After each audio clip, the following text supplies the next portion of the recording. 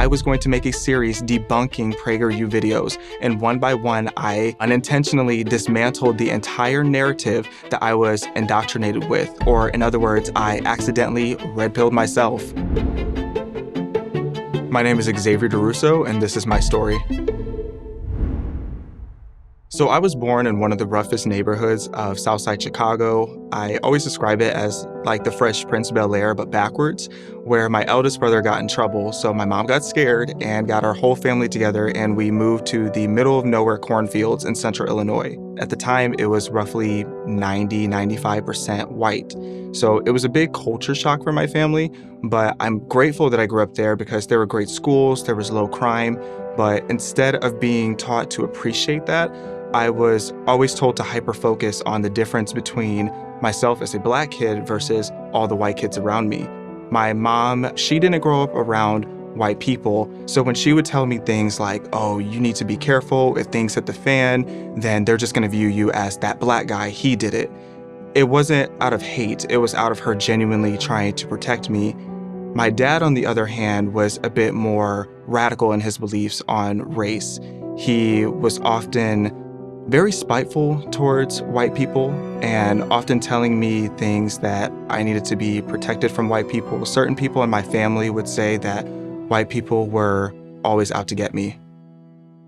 That message had a big impact on my self-image. I felt like it was very difficult for me to figure out who I was as a person. I felt like I was too black to be around the white kids, and then I would spend my summers or weekends in Chicago, and it was like I was too white for the black kids. I would be made fun of for the way I spoke or my upbringing. They would say I was talking or acting white. So the older I got, the more I felt like I needed to root my entire identity in my skin color. I wanted to be around more culture because at this point I was truly in this belief that my skin color was always going to be everything. So I wanted to be around liberals and diversity and inclusion. So I moved to California. At that point in my life, I was very angry and I was very lost because I didn't know who I was.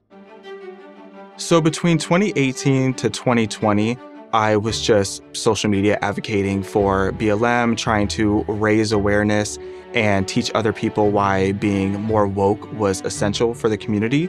By 2020, that's when things started to definitely take a turn. I was bored during the pandemic and I applied to be on this really popular reality show where I was typecast as a virtual BLM activist, where I taught people how to be an ally and an advocate for BLM. That was right after everything happened with George Floyd. And marching for George Floyd was actually the first time I started to see behind the curtain of what BLM actually was. One of the first things that alarmed me about the BLM protests were, of course, the looting and the rioting. I was always against that. I didn't understand the premise of it. I didn't understand the reasoning for it. And it just seemed so hateful and violent and like it was against everything that MLK stood for. And I would ask people questions of, why are there people destroying black communities in the name of black civil rights justice? But no one wanted to have that conversation. So I started becoming more open-minded to looking at counter arguments and looking at alternative content that opposed the BLM beliefs. And I accidentally stumbled upon a Candace Owens video that made me so unbelievably, ridiculously mad because she was right. That's when things started to definitely take a turn. So in spite of her, I decided I was going to become a pro debater. And that's when I found more of PragerU's videos. And I started listing out different videos, different talking points, topics from PragerU videos, and I planned in my mind that I was going to make a series debunking PragerU videos. And one by one, I unintentionally dismantled the entire narrative that I was indoctrinated with, or in other words, I accidentally red-pilled myself.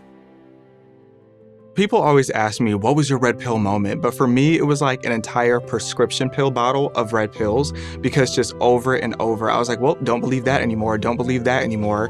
I would say it started with learning just how fraudulent the statistics were about police brutality. I was under this impression that Black people were just being hunted down every single day by police officers. And I ended up learning that it was a very small, minute amount of unarmed Black people who were being shot and killed by police. And when I'm around police officers, I feel so safe. Police officers love me because I mind my business. I don't break the law. I don't have to worry about the police officers targeting me because that's not what they're here to do. Yes, here and there might be a bad police officer, and those are the people who do need to be held accountable. But the majority of people who become police officers are doing so because they're so passionate about protecting people, about empowering the community. So why would we remove these people and defund them when they're the ones that we call when we need help the most? And why aren't we talking about the selectivity and Black lives that matter? Because nobody ever wanted to have the discussion of Black on Black crimes. And that was a problem that nobody had any proper answers for me about, other than to say, oh, you can't talk about Black on Black crime, it's just crime. But if we're going to talk about Black death, let's talk about where most of it is coming from. It's coming from murder, and it's coming from abortion. So it was around October of 2020 where I was still in the process, days before flying out for this reality show, to be a BLM activist, and I finally just backed out. I couldn't do it. I knew that it wasn't what I believed in, and I just couldn't go on there and portray this lie. So when I jumped into the conservative movement, I expected a lot of people to turn their backs on me, and quite a few people did. And when people ask me, did you lose friends? I don't consider those friends that I lost, because a real true friend wouldn't care that you have slightly different ideologies. As long as your core values align, then why does who you vote for matter? I've had people as close as my own sibling turn their back on me because of my ideologies. We do not need to be attached to any party, to any ideology. We just need to be attached to the truth. Sometimes when I try to explain to people why I don't support BLM, and I show them the facts and I show them statistics, they try to tell me that that is just me being brainwashed and that I'm looking away from the bigger picture. But no, like, that is the entirety of the picture. Facts and stats do not care about your skin color. It's not racist to tell the truth. The focus on skin color to me is just so outdated, and it's just honestly tragic to me that people still think that it's so important. Every nation that you look at has injustices in their history, but when I look at America, I feel like we should feel privileged that we can look at our history and recognize, wow, like, our country actually did something to right our wrongs and to right our injustices. And we are now the most progressive country in the world, but unfortunately, in many ways, we've overcorrected, because now people feel the need to critically find racism in everything. The Black community is not systemically oppressed. We are systemically depressed, and we're not prioritizing the principles that need to be put into the Black family household. Black people really do lean into pop culture a lot. It's a huge aspect of our community. That's why I think it's important for us to talk about culture and not just policy, because culture is often what influences policy, and it influences the way that we vote. So we do need to pay closer attention to who it is that we have on our screens, what we have in our headphones, and who we're listening to. We need to listen to positivity, to things that motivate us, the things that make us want to be better as a community. The left had this history of making the Black community dependent on them and making the Black community just mentally enslaved for so many years. I knew that I had to speak up about it. I'm much happier as a Black conservative. Someone once told me that I look like I've been so relieved and like there's so much less stress in my life now that I'm a conservative, and it's the truth. And if you are someone who speaks a certain way, you speak too intelligently for the people around you, don't allow people telling you that talking white is a bad thing. There's no such thing as talking white. That's a reflection of their own insecurities and their own ignorance.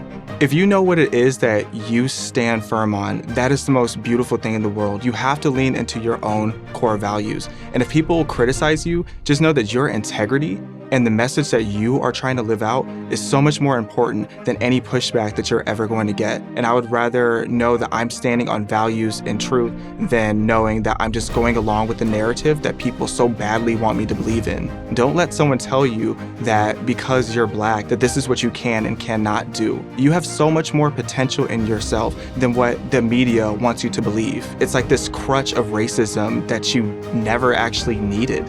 We don't need to be put into this little category of this is how Black people need to think. Our ancestors fought so that we didn't have to stay in that box. So why would we do them an injustice by continuing to allow ourselves to be mentally oppressed? We are so much better than that as a community. Thank you guys so much for watching this video. To help keep PragerU videos free, please consider making a tax-deductible donation.